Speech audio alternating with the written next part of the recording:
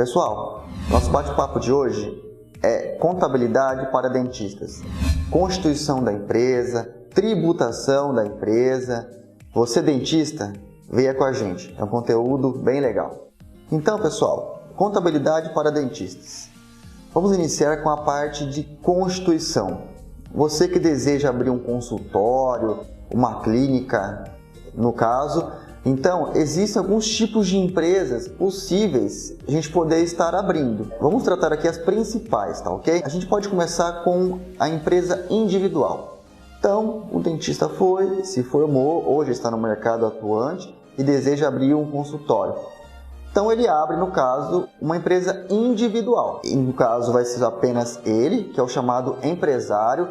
Então engana-se quem fala que uma pessoa que tenha uma empresa individual é um sócio. Não é sócio, ele é um empresário. Então nessa modalidade, o que acontece? O nome da sua empresa, a razão social, vai ser o seu nome e até seguido por atividade odontológica no caso. No meu caso, por exemplo, Leonardo Ramos. Então a empresa poderia chamar-se Leonardo Ramos Odontologia. Esse é um exemplo. Ou a gente pode suprimir também os nomes iniciais. Por exemplo, ficaria LR Odontologia. Isso é uma particularidade da empresa individual. Ela não permite, por exemplo, dar um nome específico, um outro nome que não seja o do empresário.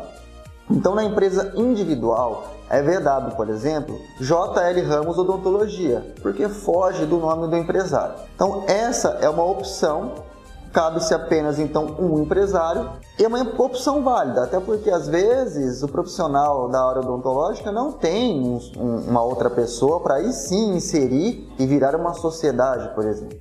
Então, esse é um dos exemplos. Um outro exemplo também de constituição de empresa para dentistas que não exista, aí no caso, um outro profissional para se formar uma sociedade, é a Eireli, ou Eireli, como queiram a pronúncia. Significa Empresa Individual de Responsabilidade Limitada. Também é constituída por uma pessoa, que aí ela deixa de ser a figura de empresário e passa a ser a figura de titular. Então, a pessoa física que compõe aí uma Eireli ou Eireli, ela é a titular da empresa.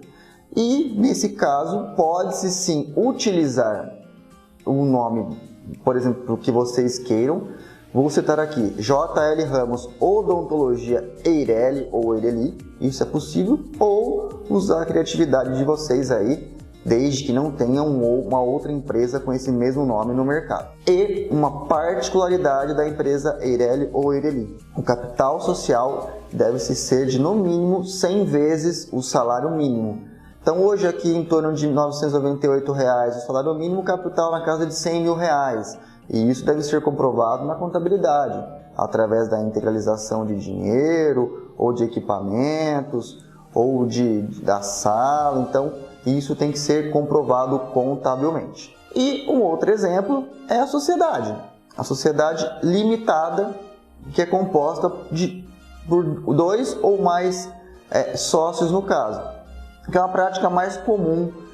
Aqui no escritório, por exemplo, a gente tem algumas sociedades limitadas no ramo de odontologia, como também temos a Eireli e a empresa individual que eu citei anteriormente. A sociedade limitada tem que ter 2 ou mais sócios para estar sendo constituída. O nome, ele pode ser sim um nome sugestivo, bolado por vocês, então ficaria JL Ramos Odontologia Limitada e não mais Eireli ou Eireli. Não tem a regrinha do capital, então vocês podem abrir com o capital social que vocês desejam. No caso, a nossa orientação é o custo, que vocês tiveram na operação, com equipamentos, com reformas. A gente está integralizando isso na contabilidade, esse é um bate-papo contábil. Então essa parte de constituição, eu queria citar esses três tipos de empresa. Então, empresa individual, a empresa Eireli ou Eireli e a limitada, tá certo? O MEI, ele não comporta a atividade odontológica. Então, neste momento, pode ser que no futuro, a gente não sabe, isso seja incrementado, não acredito, mas o MEI ele não pode, a atividade odontológica não pode optar pelo MEI. Então isso é descartado. O MEI é um programa que o governo criou para os pequenos empresários, que no caso queiram ter um CNPJ, queiram passar da informalidade para a formalidade mas o ramo odontológico ele não permite, tá ok? Um ponto interessante de se dizer, empresa individual, a Eireli ou Eireli e a limitada, se existir um espaço físico, elas podem ser registradas na junta comercial. A junta comercial ela permite esse registro desde que tenha um espaço físico, ou seja, um consultório ou uma clínica. Se porventura não existir um espaço físico, o dentista ele precisa apenas do CNPJ para emitir nota fiscal para um consultório, para uma clínica que ele vai trabalhar. É necessário, então, que a empresa seja constituída em cartório. Então, uma sociedade simples, que nada mais é a constituição, no caso de um ou mais empresários, de dois empresários, né? Que constitui uma sociedade simples porque ela é em cartório. Quando a sociedade ela é registrada na junta comercial, ela é uma sociedade empresária. Quando ela é registrada em cartório, uma sociedade simples ou até mesmo uma empresa individual, tá certo? Então tem esse detalhe para que vocês se atentem. Se tem espaço físico é JuSesp, no caso aqui no estado de São Paulo. Se não tem espaço físico é no cartório. Vamos agora para o segundo momento, tributação então dos dentistas, o ramo odontológico. Vamos tratar um pouquinho aí da parte tributária. Então, é difícil a gente afirmar o que compensa mais, porque cada empresa tem o seu cenário. Cada dentista tem o seu quadro de funcionários, a sua clínica tem seu quadro de funcionário. Então, vou tratar aqui bem superficial os tipos de tributação que cabem, no caso, no ramo odontológico.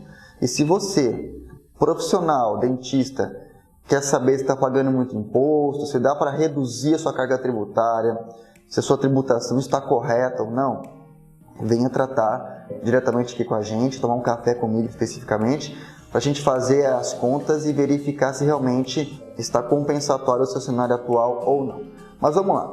Existe a possibilidade, então, a gente, do ramo odontológico, seguir para o Simples Nacional. Hoje, quando todo mundo pensa em Simples Nacional, pensa que vai estar economizando imposto, é o melhor cenário. E sim, costumeiramente, é o melhor cenário o Simples Nacional. Mas algumas atividades acabam não compensando. Eu vou citar, por exemplo, agora o ramo odontológico, que é o nosso bate-papo.